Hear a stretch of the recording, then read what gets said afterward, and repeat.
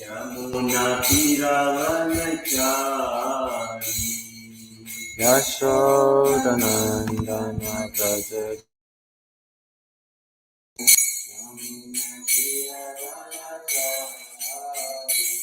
Hare Krishna, Hare Krishna, Krishna Krishna, Hare Hare, Hare Rama, Hare Rama, Rama Rama, Hare Hare, Hare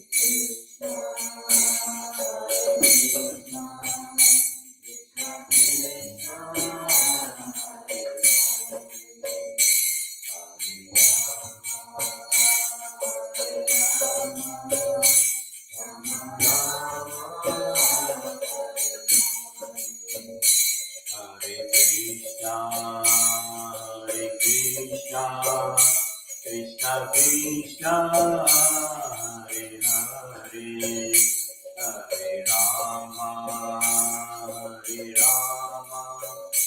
Rama Rama, Hare Hare, Hare Krishna,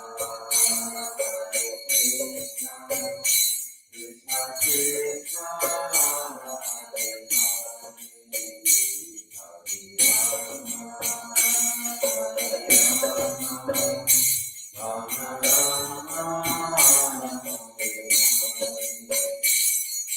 Krishna, Hare Krishna, Krishna Krishna, Hare Hare, Hare Rama, Rama Rama, Hare Hare, Hare Krishna, Krishna Krishna, Hare Rama, Rama Hare Krishna, Krishna Krishna, Hare Hare, Hare Rama, Rama Rama, Hare Hare, Hare Krishna, Krishna Krishna, Hare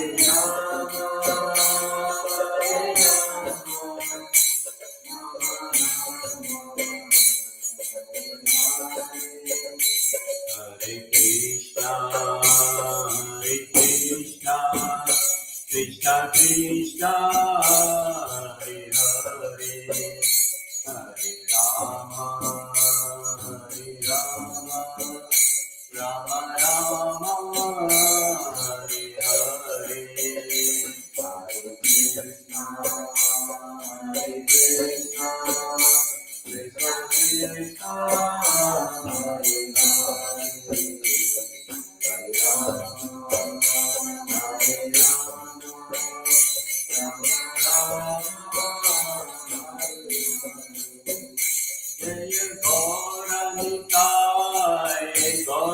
Gauranitai, Jaya Gauranitai,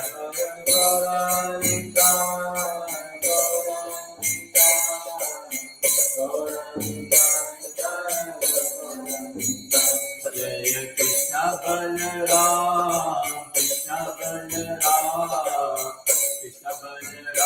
Jaya Vrindavan Ram, Jaya Krishna Balaram, Krishna Balaram, Jaya Vrindavan, Jaya Radha Sham Sundar, Radha Sham Sundar Radhe, Radha Sham Sundar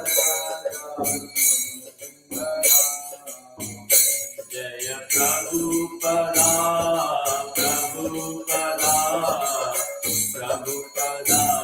Prabhupada.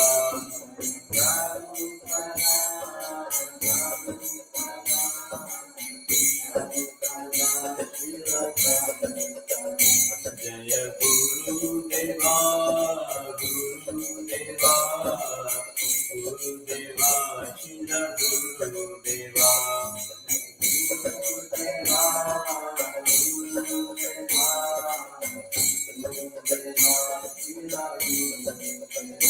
Nitai Gaur Hari Bol, Hari Bol, Hari Bol, Nitai Gaur Hari Bol, Nitai Gaur Hari Bol,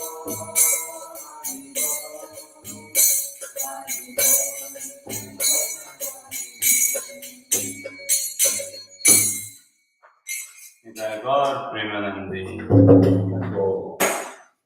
Om Namo Bhagavate Vasudevaya. Om Namo Bhagavate Vasudevaya. Om Namo Bhagavate Vasudevaya. Om Namo Bhagavate Vasudevaya. Om Namo Bhagavate Vasudevaya. Om Namo Bhagavate Vasudevaya. Narayanam Namaskritya Naram Chaiva Narottamam Devim Saraswatim Vyasam Tato Jayamudiraye Nashtaprayeshu Bhadreshu Nityam Bhagavata Sevaya Bhagavati Uttama Shloke Bhakti Bhavati Naistiki. So warm welcome everyone. Thank you for again joining us in this study of Srimad Bhagavatam and specifically Dhruva Maharaja's Pastime. So we are in chapter 9, Dhruva Maharaj returns home. I believe text 49 or 50 or we start from there.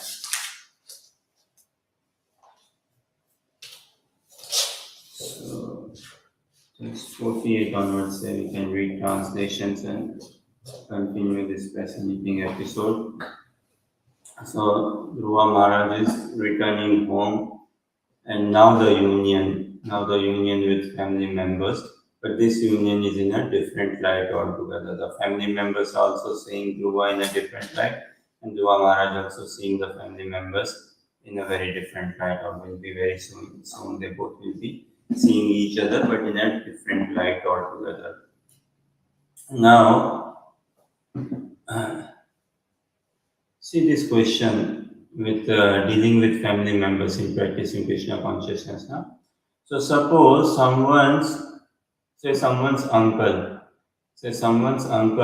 is a monk, or even a sannyasi, a brahmachari, or a sannyasi in the practice of Krishna consciousness. Now, what are the ways of seeing the uncle say? One way could be, should I say, okay, this brahmachari or this sannyasi is my uncle.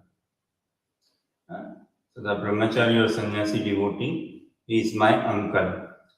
Another way of seeing is what? That my uncle is the brahmachari or sannyasi.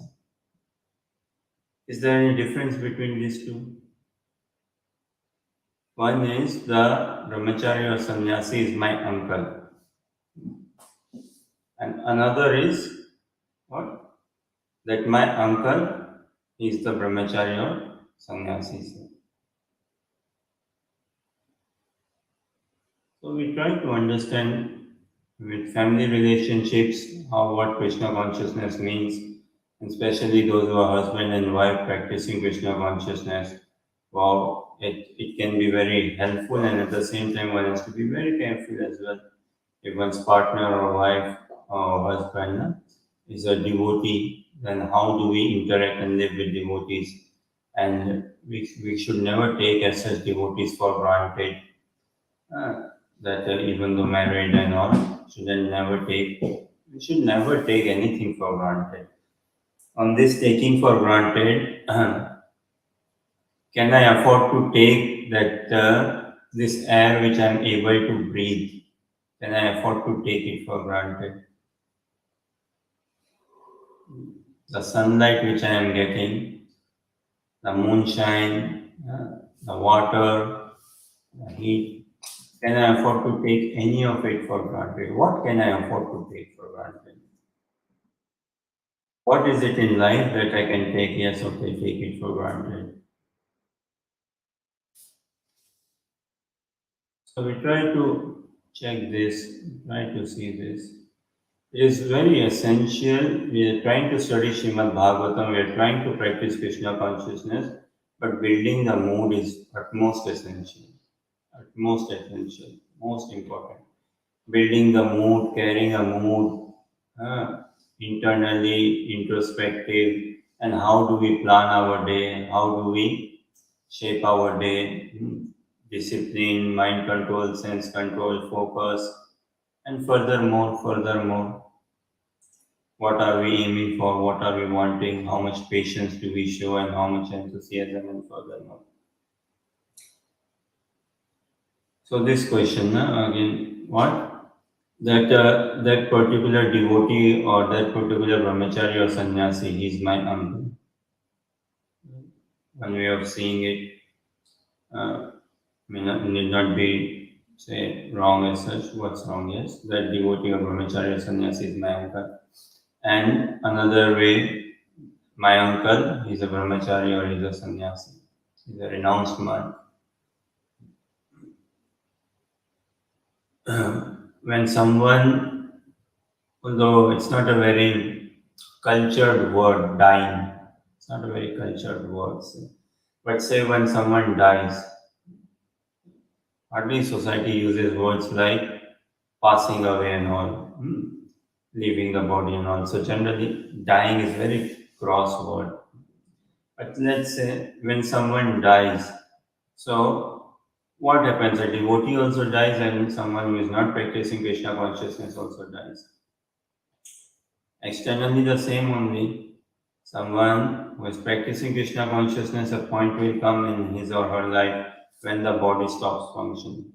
And someone not practicing Krishna consciousness, same point will come in his or her life when the body stops functioning. So externally, what both have died, say. But this is again the question of consciousness that one person dies and another person leaves the body. Dying means ignorance. Leaving the body means living in knowledge and leaving also in knowledge. Dying means drop down, fall flat, right? Straight, okay. Dying. Dying is very gross. We don't want to die. We want to leave the body. And in order to come to a position to leave the body, we have to learn the art of dying before we die.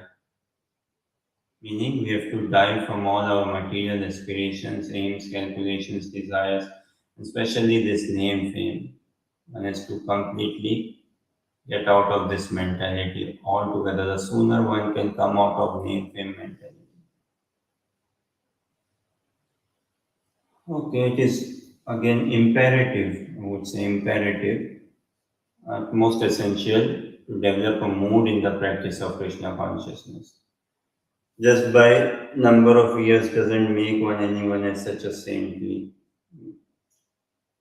Prahlad, Dhruva Maharaj 5-year-old only, na, and sadhana he did 6 months, only 6 months sadhana. Elsewhere we see someone such a long duration in practicing. So age may be or duration may be a big factor, of course. It is a good parameter, but just continuing as such doesn't make anyone sane. Mood has to be brought about, and Krishna consciousness is transcendental, or it is completely above the mundane strata, meaning there is no mundane qualification, or there is no mundane disqualification as well. It is completely above the material platform altogether. So we pray to develop a sincere, proper Krishna conscious mood. And when we have the proper mood, which will come about in good association. Bhagavati achala bhava. Bhava means mood also say. Emotion. Bhagavati achala bhava yad bhagavata sangata. This is the sutra, this is the formula given in Srimad Bhagavatam itself. That achal bhav, achal means unflinching. Chal means chalaiman, which is moving, flickering. Achal, which is unflinching, fixed, completely fixed. So, in order to develop a fixed mood, fixed attachment, fixed bond, fixed connection with Krishna, say, how will it come out? Bhagavatina unto the Supreme Personality of Godhead. If I want to develop a fixed mood altogether, then I have to associate with those devotees who are fixed in that mood. That is the only way. That is the simplest, easiest, and the surest and the shortest way. So, with this aim, aspiration, prayer that we cultivate a proper Krishna conscious mood to advance further and further in Krishna consciousness with only one aim, with only one vision, one desire to serve Guru and Gaura, to bring joy to the divine couple, Shri Shri Radha Shyam Sundar, for their pleasure. Only we should be practicing Krishna consciousness. Our pleasure, our joy is included in their pleasure. वैराग्य विद्या निज भक्ति योगा शिक्षार्थमेक पुरुष पुराण श्री कृष्ण चैतन्य शरीर धारी कृपा बुद्धिर्य तमहं प्रपद्ये मूकं करोति वाचालं पंगुं लंघयते गिरिं यत्कृपातमहं वन्दे श्रीगुरुदीनतारणम् वाञ्छकल्पतरुभ्यश्च कृपा सिन्धुभ्यैव च पतितनां पावनेभ्यो वैष्णवेभ्यो नमो नमः। जय श्री कृष्ण चैतन्य प्रभु नित्यानंद श्री अद्वैत गदाधर शिवासादि गौरभक्तवृंद। हरे Krishna Krishna Krishna Hare Hare Hare Ram Ram Ram Hare Hare. So now Dhruva Maharaj had darshan of Lord Narayan. And Narad Muni, he went back to the royal palace and he shared this news with King Uttanpad, father of Dhruva Maharaj, who at first was very astounded. He was like wondering whether it is real. Is it real? Is it really what I am listening? And then he had faith in Narad Muni's words and all, and Narad Muni won't be joking like this. So the messenger, and then a messenger came to the palace saying what? Dhruva is returning home. Dhruva has been spotted in the forest and is coming towards the direction of home, towards the direction of kingdom. King Uttanpad was so pleased, he gifted him jewelry, garland, and gifted him the messenger. And now the whole family, the whole nation, city, and all is like just like currently Women's World Cup is going on, right? and Sunday would be the final. So I'm sure Spain or England, whichever country wins, then the people will all cheer and receive them. So in here, Dhruva Maharaj is being cheered and received by the citizens. Welcoming come home, hero is returning home, and hero has achieved something slightly bigger than a World Cup trophy in this instance. So the denizens, they all are welcoming Dhruva Maharaj. So the two brothers, text 48 says, the two brothers Uttama and Dhruva Maharaj also exchanged their tears. They were overwhelmed by the ecstasy of love and affection, and when they embraced one another, the hair on their bodies stood up. Suniti, the real mother of Dhruva Maharaj, embraced the tender body of her son, who was dearer to her than her own life, and thus forgot all material grief, for she was very pleased. My dear Vidura, Suniti was the mother of a great hero. Her tears, together with the milk flowing from her breast, wet the whole body of Dhruva Maharaj. This was a great auspicious sign. The residents of the palace praised the queen. Dear queen, your beloved son was lost a long time ago, and it is your great fortune that he now has come back. It appears therefore that your son will be able to protect you for a very long time and will put an end to all your material pangs. Dear Queen, you must have worshipped the Supreme Personality of Godhead who delivers the devotees from the greatest danger. Persons who constantly meditate upon him surpass the course of birth and death. This perfection is very difficult to achieve. Similarly, we see in Bhagavad Gita also Krishna says this. Uh, he says this to Arjuna, 12 chapter, text 6, 7, that those who worship me, I free them from the ocean of material existence altogether, and instantly, then and there. The sage Mitra continued, My dear Dhruva, Vidura, when everyone was thus praising Dhruva Maharaj, the king was very happy, and he had Dhruva and his brother seated on the back of a she elephant. Thus he returned to his capital, where he was praised by all classes of men. The whole city was decorated with columns of banana trees containing bunches of fruits and flowers, and betel nut trees with leaves and branches were seen here and there. There were also many gates set up, which were structured to give the appearance of shops. At each and every gate there were burning lamps and big water pots decorated with differently colored cloths, strings of pearls, flower garlands, and hanging mango leaves.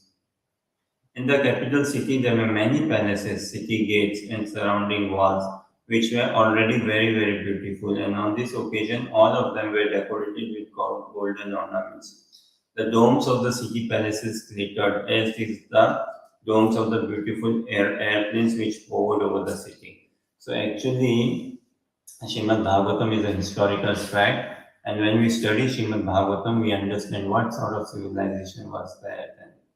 Huh? In bygone ages, in the golden age, Satyuga, in Treta Yuga, say the silver age, and then Dwapar Yuga, bronze age, and currently this copper age, Kali Yuga. When we study Srimad Bhagavatam, we see what civilization was there at that point in time, and engineering point of view, how advanced they were. Tremendously advanced architectural and engineering point of view. When we see the pastime of Kardam Muni and Mother Devahuti, the sage, he created an airplane from his meditation, from his vision, and what sort of airplane wherein so many people could be were living and traveling freely. So beautiful airplane he constructed, and we see this throughout different pastimes in Srimad Bhagavatam. All the quadrangles, lanes, and streets in the city and the raised sitting places at the crossings were thoroughly cleansed and sprinkled with sandalwood water, and auspicious grains such as rice and barley, and flowers, fruits, and many other auspicious presentations were scattered all over the city. Thus, as Dhruva Maharaj passed on the road from every place in the neighborhood, all the gentle household ladies assembled to see him, and out of maternal affection they offered their blessings, showering him with white mustard seed, barley, curd, water, newly grown grass, fruits, and flowers. In this way, Dhruva Maharaj, while hearing the pleasing song sung by the ladies, entered the palace of his father. Dhruva Maharaj thereafter lived in his father's palace, which had walls bedecked with highly valuable jewels. His affectionate father took particular care of him, and he dwelled in that house just as the demigods live in their palaces in the higher planetary systems. The bedding in the palace was as white as the foam of milk and was very soft. The bedsteads were made of ivory with embellishments of gold, and the chairs, benches, and other sitting places and furniture were made of gold. Now, where do we go get to see gold? It is very rare to see gold nowadays. People don't keep gold in their homes much, or if at all, lockers. See, funny thing with jewelry and money also, na? Many people hoarding, collecting, hoarding. So they reserve jewelry, they reserve money, and what all places they would keep stash, uh, keep cash saved and some money, gold jewelry saved. Working so hard throughout the life, but still not able to make use of that gold and jewelry and pass it on. Now, many people happen what? They passed away 60, 70, sudden say heart attack or whatever, and they know they have jewelry, they have some money. Now, what could be the situations? The couple say, husband, wife, know they have some gold jewelry and some money. But imagine if they lose memory, if they don't remember, where is it? Wow, what a tragedy, what an irony. Now see if they remember as well, they have. Huh? But another situation, could it not be husband is not truthful to wife or wife is not truthful to husband? So they both are a bit manipulating each other. We know we don't have this much, we have only this much, it is there. Not being truthful to each other and lying.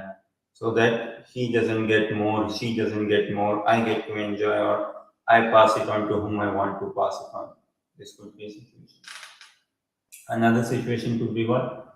They both are in good health perhaps. They both are aware how much is there, genuinely they know, and where is it all stored.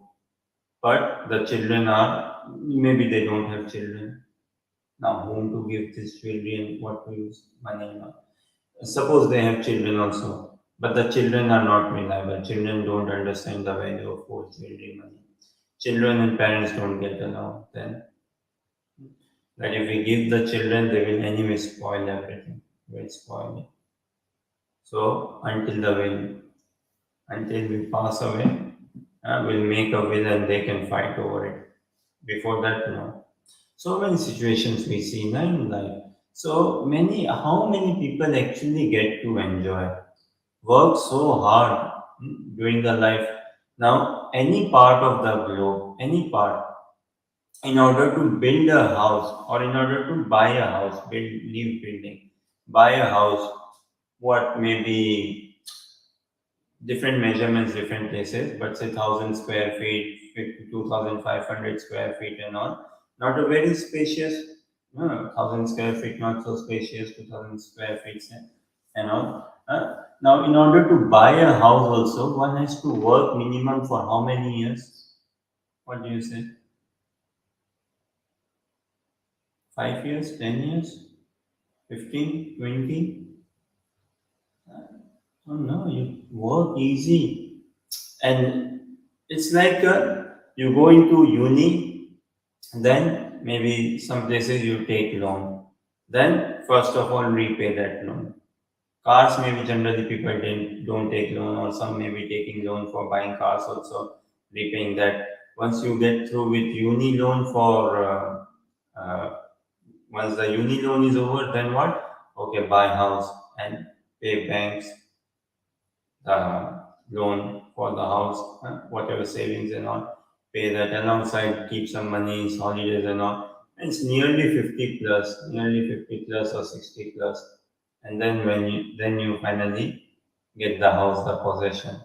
How long is it? So the way the system and everything runs now, it's such a thing. One has to slog for easy 20 years or something in order to actually get what does a 1,000 or 2,000 square feet. Then so many considerations, location, where to live, children, schooling and all, society, everything, lots and lots of calculations involved. Heavy.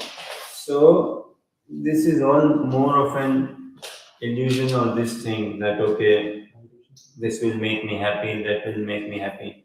This is material calculation. Material happiness means what? Just one step away.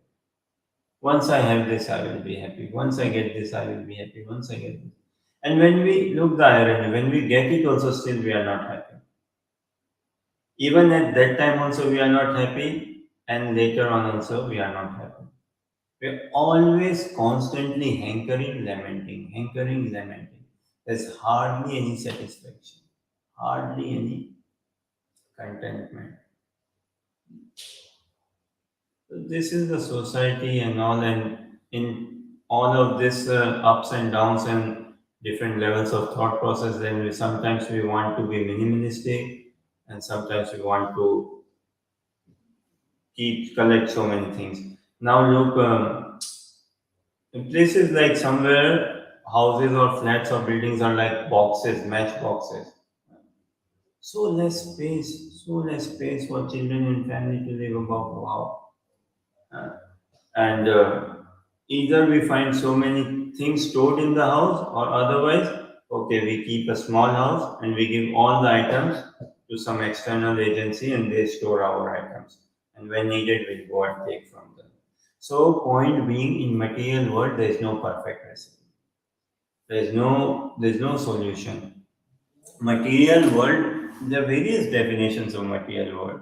Find some of the definitions very interesting. One of the definition of material world is what? That we all are sailing in this boat, and the boat is actually sinking. The boat is actually sinking. There is a hole to begin with. Now we try to fix one hole. What happens? Another hole appears from another place. You fix that hole, another hole appears from another place. Hmm? That is like the definition of material world altogether. Ishopanishad we see, Krishna tells in Ishopanishad what? This material world is perfect and complete. Even though all of this, but yet this world is perfect and complete. For a awakened sadhaka, this must be our realization, yes, this is perfect and complete. How? At an individual level, it gives us complete opportunity, full opportunity to aspire for liberation, to attain for liberation, to attain for loving devotional service at the lotus feet of the divine couple, to build that mode, to build that consciousness. So, in that sense, yes, it is perfect and complete. See, there are four types of annihilation. Annihilation, we understand, right? Dissolution or annihilation, devastation. There are four types of devastation. One is complete devastation, in which all the material planets in the material universe are submerged in ocean altogether, are all devastated, and every living entity, all the material elements are, vacuum cleaner, it sucks in, right? So all the material elements, they are kind of sucked in, or they are taken, just like when a building is what is it called, when a building is again smashed down in a proper way. So demolished, yes. So when a building is demolished, all the material elements and everything, they are done in a way that there's very less damage and all. So this annihilation, universal annihilation, everything, all the material planets in the universe, they are annihilated. All the material elements are demolished or sucked in. And all the living entities, they also go in, including Lord Brahma, where? In the belly of Lord Vishnu. Everyone goes in the belly of Lord Vishnu and takes rest. That is one universal annihilation. Long period of time it happens. And then again creation comes about. So that is one annihilation, universal complete annihilation. Uh, Another annihilation is what? This wherein the top three planetary systems are not annihilated, but other planetary systems within the material universe are annihilated, leaving the top three. Others are annihilated. Then third annihilation is what? Uh, Momentary annihilation. Every moment there is devastation or annihilation, right? As in every moment is over, is over. Uh, in society, in material world, we live in the past. No one can hold the present. No one can capture the present.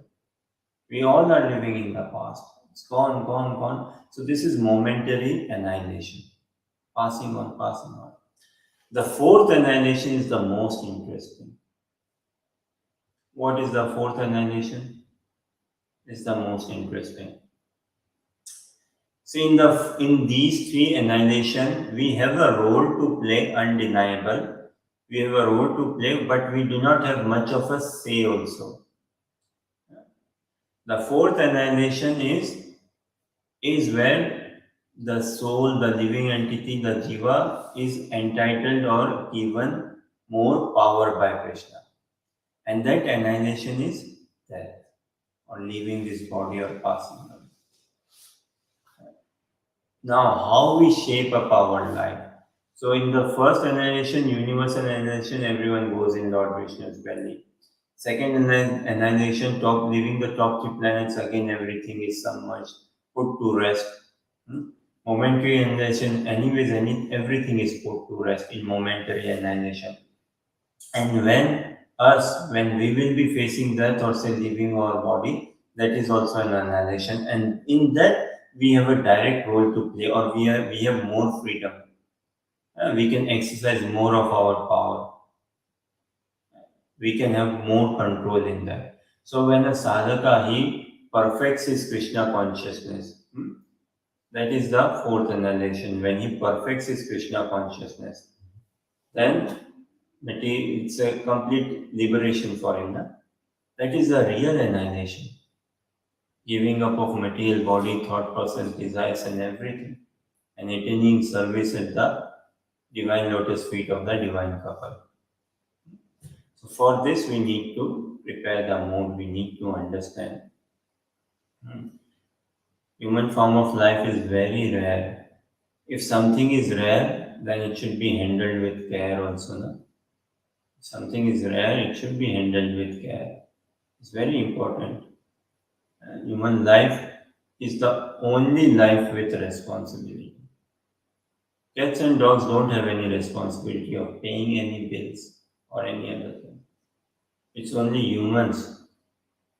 And when our responsibility starts in, uh, like when we leave school, senior secondary school and all, when we go to college, university, from that time on, it's a different genre, it's a different reality we are stepping into. Until going into school, until going into college, uni, generally in Europe, America also, until the age of 16, 18, something like that, children still live with their parents, right? And they have a shelter. Okay, mom is providing food, mom, dad, parents are providing food. I don't need to worry about food. I don't need to worry about the Netflix. I don't need to worry about anything. The only thing maybe I need to worry about, the parents says what? Put the bin out. Okay, that maybe I need to take the pin out. Okay, that's the only thing. Otherwise, for a school goer, what responsibility? Do your school studies and play. Does a child ever, as such, generally speaking, he cannot assimilate also, I feel. And also, he's very less aware the stress my parents are going through in their relationships, the stress my parents are going through work-wise, or the stress my parents are going through health-wise, finance-wise, and all. Huh? A child's brain cannot and mind cannot assimilate or capture such information until the age of 16 or something around that. Huh? Maybe 16 they can still sense and all, but still they sense it, and then easily they can distract themselves in many other things and all. Huh?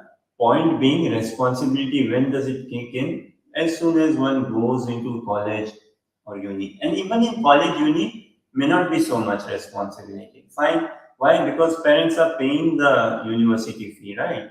Or the bank loan, or someone has paid the university fee, and I'm still now see the transition. So from school to college or leaving home, there's some transition, right? Now from uni to applying for a job, there is a transition. Now responsibility of it kicking in. See, before applying for a job, generally we find what students have time for their friends, ample time for their friends to hang out and just waste time. Hmm. Just laugh out and waste time, ample time. When applying for jobs, then some friends also separate and competition more kicks in. with between friends as well, right? Or I get this job, she doesn't get, he doesn't get, or something.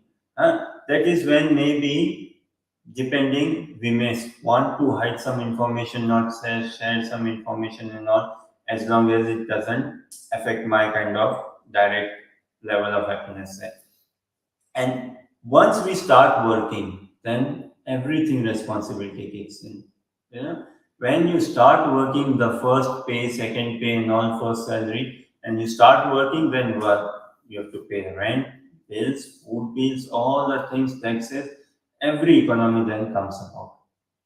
And all this responsibility. So, point being again, human life is the only life of responsibility. For animals, plants, and all, we don't have to any worry about. And for us, our responsibility, before we take on any big major responsibility, the first thing we must do is control our mind and senses. Learn to control our mind and senses. Learn to develop patience. Learn to develop some maturity, some sanity in life. Perform some austerity. Otherwise, we will really find ourselves ruined in this world and take on lots of misconceptions in life. So 62 says the palace of the king was surrounded by walls made of marble with many engravings made of valuable jewels like sapphires, which depicted beautiful women with shining jewel lamps in their hands. The king's residence was surrounded by gardens wherein there were varieties of trees brought from the heavenly planets. In those trees there were pairs of sweetly singing birds and almost mad bumblebees, which made a very relishable buzzing sound. There were emerald staircases which led to lakes full of variously colored lotus flowers and lilies and swans. Karandavas, Chakravakas, cranes, and similar other valuable birds were visible in those lakes. Even in some animation movies and all, our imagination may not span out this far and wide as what we see from Srimad Bhagavatam. So in society, all these movies or animation or even fiction movies, na? Even if something based on real life story, still it is an adaptation or construction, something from a real life story. Na? So it's much better to study Srimad Bhagavatam. So much is in here, so much. Now a person could be interested in arts, painting, so much good for him or her to get inspiration and to do arts, painting, drawing, and all. One could be interested in this engineering and all. There's lots for everyone in studying Srimad Bhagavatam, and the best part is we are not studying something which is fiction. We are studying something which is a historical fact. So, which is a reality, which will put us in touch with reality. You know, theist or atheist, whosoever, we all are, if we see ourselves little bit observed deep down inside or on the surface also outside, we all are seeking for truth or reality. Everyone. We all want to know what is the truth. What is the truth? Newspaper, social media, all this now. What is the real truth? No misinformation and no false information or any of this truth. So when we come across studying Srimad Bhagavatam, it is the absolute truth, the absolute reality. And that is the soul is what is searching for. And this is where soul will find saturation complete. The saintly King Uttanpal, hearing of the glorious deeds of Dhruva Maharaj and personally seeing also how influential and great he was, felt very satisfied for Dhruva's activities. Felt very satisfied, for Dhruva's activities were wonderful to the supreme degree. When, after concentration, King Uttanpad saw that Dhruva Maharaj was suitably matured to take charge of the kingdom and that his ministers were agreeable and the citizens were also very fond of him, he enthroned Dhruva as emperor of this planet. After considering his advanced age and deliberating on the welfare of his spiritual self, King Utanpad detached himself from worldly affairs and entered the forest. Sun is coming out or sun has come out and father is going in the forest. So I think it very nicely again brings us to the very question we started with today, right? Very enough question, right? That what should be our vision? What should be our vision? What should be our understanding? Which is more evolved? Which is more Krishna conscious? To say that brahmachari or sannyasi, that monk or renounced monk, he is my uncle. Or to say or understand what? That my uncle is a renounced monk, my uncle is a brahmachari, my uncle is a devotee. That devotee is my uncle, or that devotee is my uncle or aunt, and my uncle or aunt is a devotee. Is there a difference between these two thoughts? Okay, so we can think over it. If anyone has any comment, suggestion, then yes, it would be very nice to hear. We can think over it though. Is it one and the same thing, or could there be a gulf of difference between them? Again, death is death in the sense, okay, someone died, and devotee also leaves the body. Externally is the same, leaving the body, and the body is not functioning, no breathing. But what matters is internally. One leaves the body, and one what? This thing dies. One dies. Now this choice or this facility or this kind of option is there amongst us, right? We have this capacity in a way to exercise or to check ourselves. What would we want? Everyone has to face that. No one can escape that. But where is our focus? Where is our vision? And what do we want? Do we want to die, meaning fall flat, or we want to leave the body? What do we see now? Someone is residing in the house and could be living for 10 years, 20 years, 30 years in the house. And comes a point what? That he is leaving the house. Why? Suppose he has bought a new house for himself, or another thing could be that he's not able to afford to live in this house. The rent is very high. He wants a low rent house.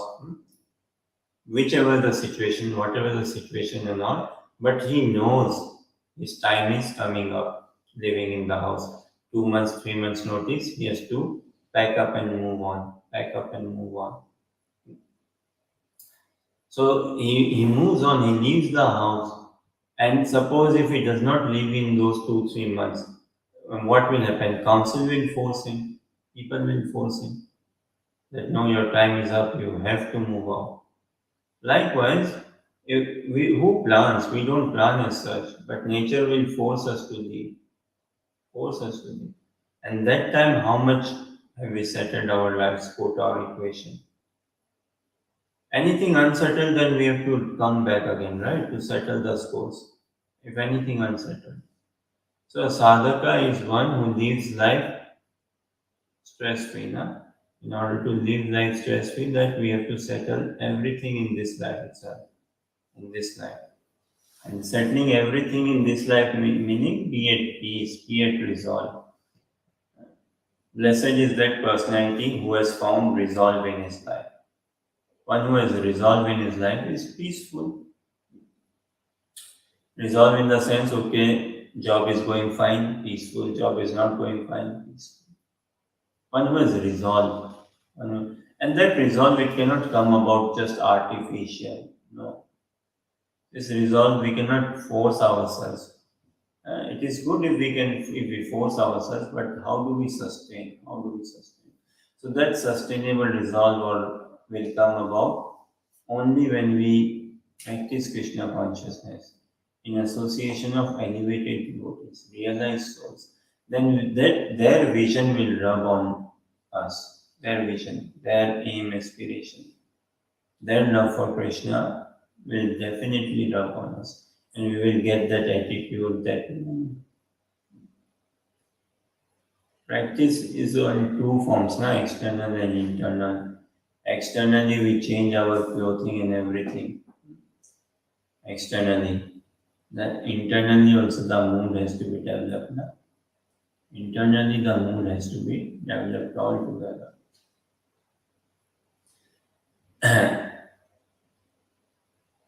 Any thoughts, questions, or comments? Yes. I was thinking about the question that you asked.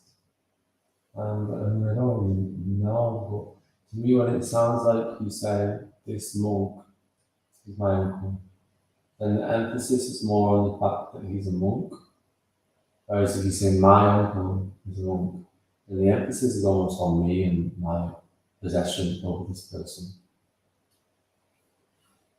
Yeah, good shout. So, this monk, this devotee, is my uncle. So, where do we put more stress on? This devotee is my uncle. Meaning, okay, this advanced devotee is my uncle. Or my uncle is a devotee. My uncle. Where do we put stress on? Where good shout. Point being again, this devotee is my uncle. In what light am I seeing the devotee? Okay, I take him to be a devotee, but ultimately what I am saying is my uncle. This devotee, wherever the stress be, this devotee is my uncle. But ultimately, what is the message say? Okay, this devotee is my uncle. So, a devotee is a transcendental personality, right? Prabhu says that his body is not material as one takes initiation and all. So if I see that devotee that he is my uncle, then what? I'm bringing down a transcendental personality to material bodily calculations, material bodily relation. And in there would be a sense of mood of a bit show off in the sense, Now, we like to show off, right? Oh, this politician or celebrity and all is my uncle. He's my uncle. So, is it okay? Then that minus will come about and this body relationship. Another word that my uncle is a devotee. So, I don't ultimately what is the conclusion that he's a devotee, right? And in the first instance, ultimately, what is the conclusion? That he's my uncle means a blood bodily relationship. I see him in that light, blood bodily relationship light. And in the other, what is the conclusion? He's a devotee. If we take it slightly different, this doctor, he is a devotee. Or this devotee, he is a doctor. Which is better? This lawyer, say, this lawyer, he is a devotee.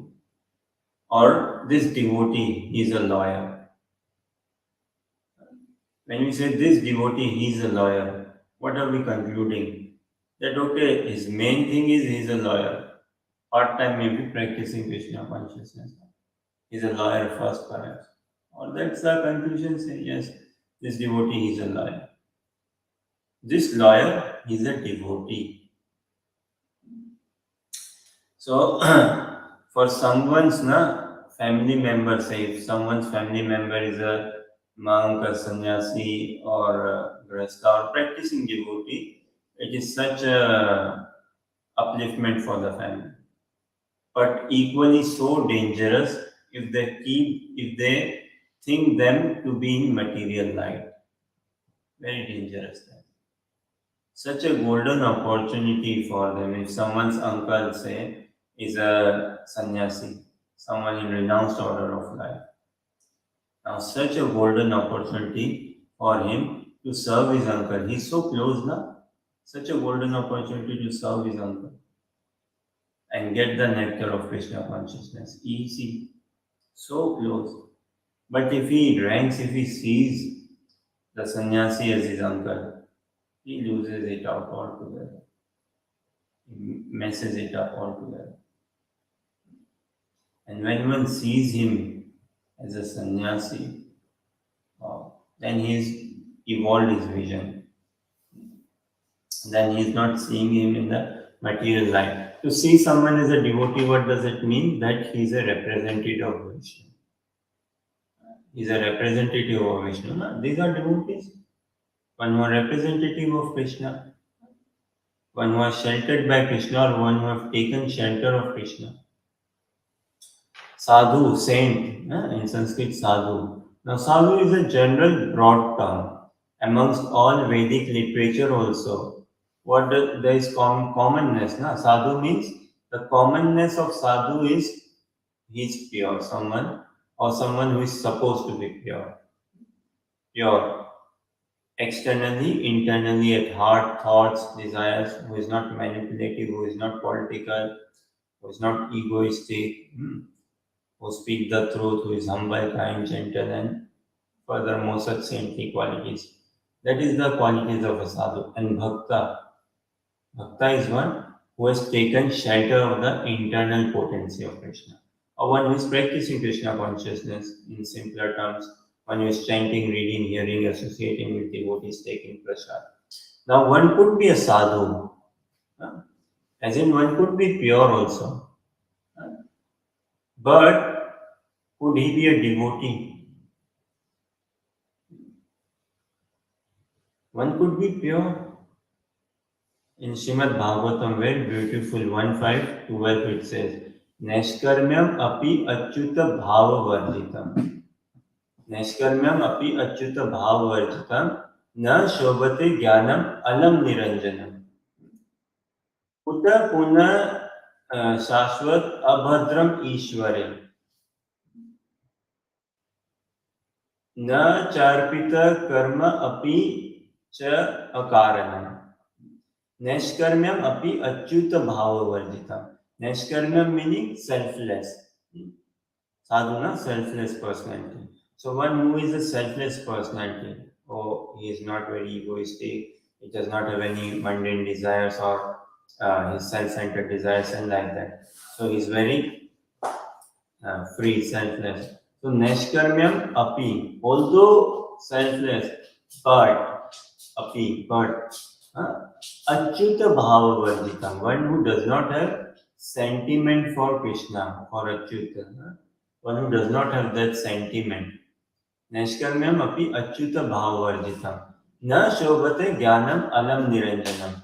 Then it does not suit, it does not befit, it does not glorify that whatever knowledge and whatever howsoever surrendered he is. But if he is not taken shelter of Krishna, or if he does not have that loving sentiment towards Krishna. And what to speak of someone who is acting like a karmi altogether. So point being again, sadhu, yes, someone who is pure, gentle, kind, compassionate, and everything on those lines. But devotee, he is a natural sadhana. His natural devotee, bhakta, is one what? Who has got loving sentiment towards Krishna. There are many people we see, different traditions in Vedic custom and outside of Vedic custom also, different traditions we see. People, they are, say, a bit religious or pious, or they have these good qualities, but have they got love or surrender towards Krishna? They've got these divine qualities, or they harbor or value lots of qualities. Now, this is also a thing in society. People appreciate qualities a lot. not the source behind these qualities. You know, kindness, gentleness, truthfulness, morality, and all. But the cause of all that is a person, divine person, Krishna. And when we appreciate more the root cause of all qualities, Krishna, then those qualities will come about. Qualities are what? They are the energies of Krishna. Na? All these qualities are the energies of Krishna. So when we love and serve Krishna, then naturally his energies will follow. Just like we see in societal sense, na? A president or prime minister, before he goes somewhere, his security reaches before, right? Before the president or prime minister goes to any meeting or any place, his security and other ministers and all, they reach. And they are always ensuring, okay, what is the next schedule for prime minister or president, and we make arrangements. So when we serve Krishna, when we love and serve Krishna, all divine qualities will follow. All divine qualities will come about. But if we just after divine qualities and don't develop that loving relationship with Krishna, then actually we wouldn't get those real sublime divine qualities as well.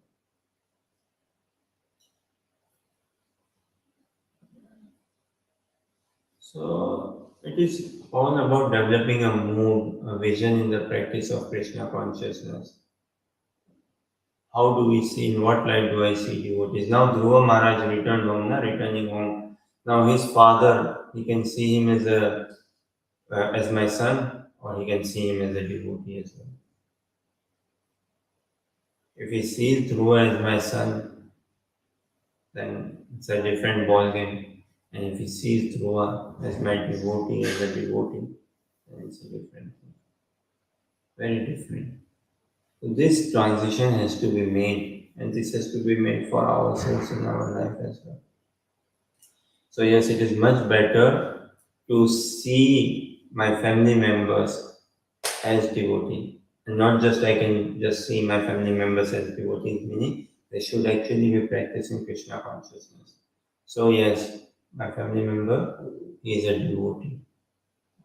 But if I take a devotee to be just like my family member, then it's such a golden opportunity, but messed it up or not making the best use of it. And yeah, ultimately it is the same destination, 6 feet land we all will take. Some may take a bit more than 6 feet. Or fire, or consumed by water, or consumed by some wild animals and all. That is the destination of the body, but the destination of the soul, that we have the choice to decide, that we have a choice to fix up. Yeah. So dying is for the body, but for the soul is leaving the body, which is in consciousness, which is in awareness, which is in knowledge. The more we start developing a detachment with this body, we will realize peace. Self love, self care does not mean pamper the body. Self love, self care means loving Krishna, who is the source of the self. That is the best self love, that is the best self care. Dhruva had so many opportunities, no? So many things he could have done other than Krishna consciousness, but he did Krishna consciousness. And this is the best self help, self love. So, yes, I'm just wondering, when Dhruva Maharaj was coming back, everybody was singing his praises. Everybody was really excited about, him essentially becoming a devotee, having darshan. How did they know that this is happening? divine news spread. Divine news spread, na? Dhruva Maharaj was in the forest, but and he captured the entire cosmos and this thing, and the breathing say of the entire cosmos, and also including the kingdom also. I know. And Narad Muni, na? So the glories of a devotee, they will be spreading. They cannot be just not spreading. When one is loving Krishna altogether, then just time, in due course of time, it comes about. The appreciation, the respect, the honor, and everything.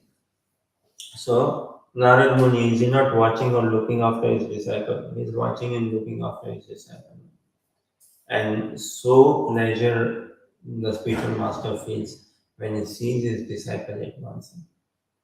In societal sense, mundane sense, parents feel such a joy when children start walking, going to school, college, uni, clearing exam, getting jobs, and all things like that. So, and here, Narad Muni, wouldn't he be super excited to see his disciples such nicely advancing in Krishna consciousness? So, this how does this news spread and all? Well, the energies of Krishna, when someone is becoming Krishna conscious, the energies of Krishna they will glorify and they will make spread this news all together. The culture and the society and the environment is there. And when he was returning, everyone were full of joy. So overall point is a devotee is never at loss. Is never at loss. Practicing Krishna consciousness. This is real fame. This is tangible fame. So we should be enamored by this reality and we should make our way towards this reality. Thus this Thank you. self-care or self-care or self-hate or self-deprivation. See, depression, the world struggles with depression. Depression is what? Depression is another form of self-obsession. Depression is another self-obsession only, which makes us go overthinking and depression. And in Krishna consciousness, self-obsession has to be there, but they have to be channelized separately. Self has to stay, obsession has to stay. Both come together towards Krishna. Self is becoming obsessed with Krishna. That is the scope there. Otherwise, if we are just self-obsessed, then it will lead us to depression.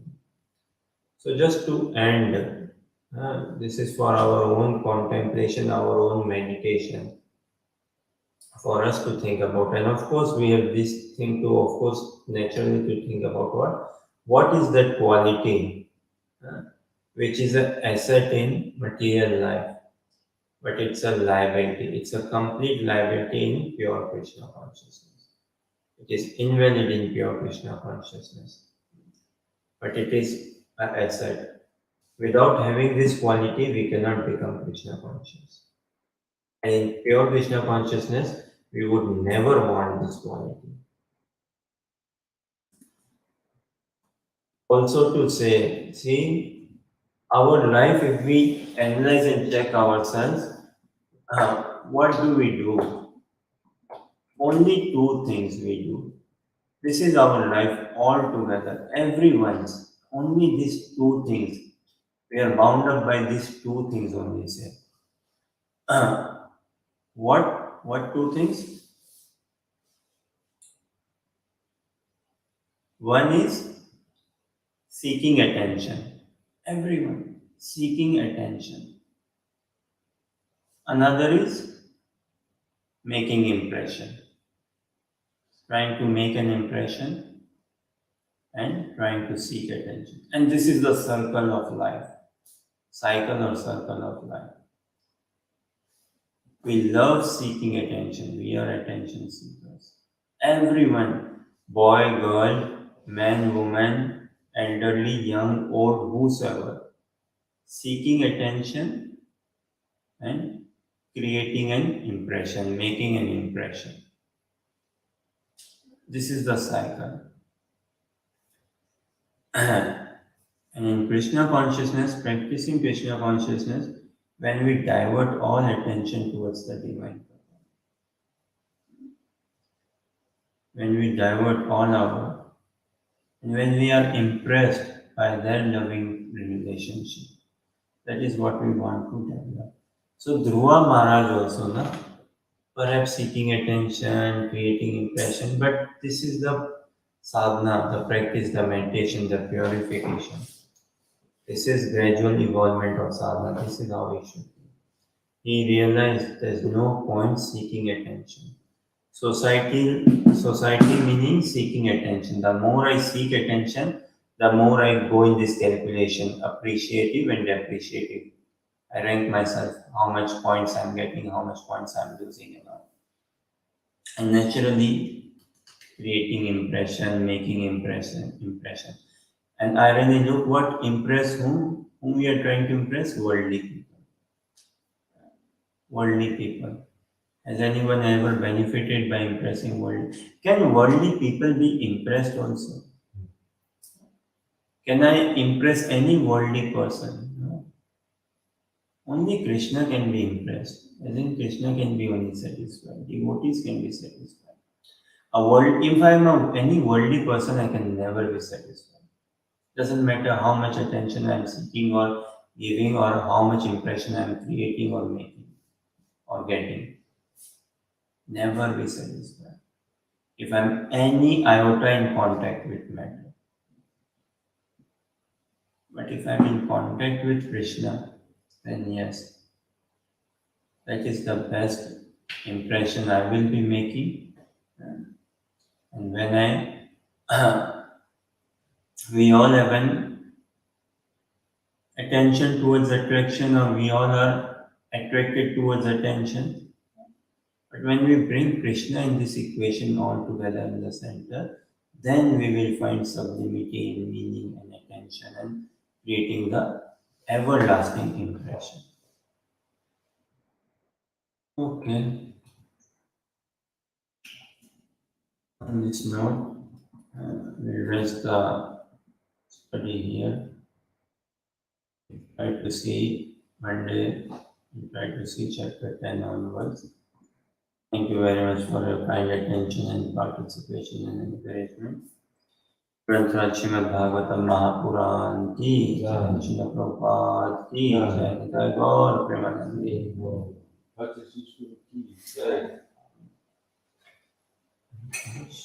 Jai.